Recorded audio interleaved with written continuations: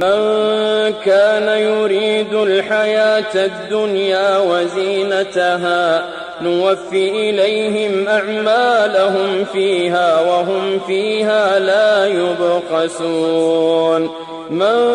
كان يريد الحياة الدنيا وزينتها نوفي إليهم أعمالهم فيها وهم فيها لا يبخسون أولئك الذين ليس لهم في الآخرة إلا النار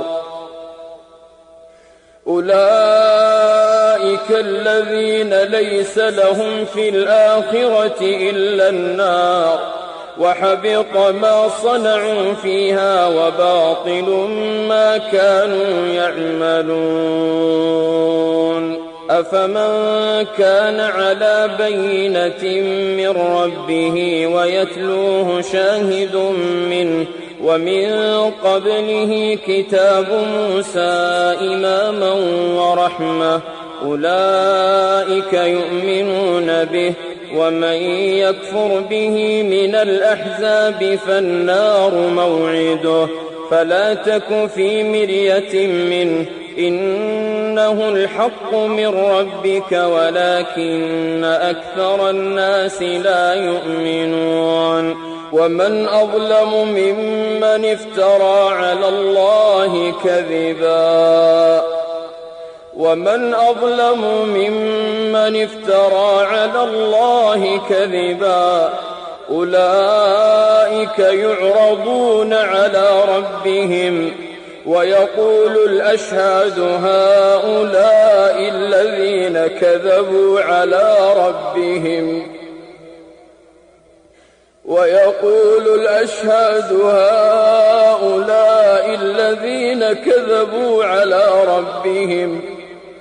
ألا لعنة الله على الظالمين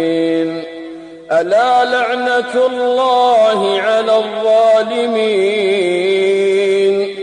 ألا لعنة الله على الظالمين الذين يصدون عن سبيل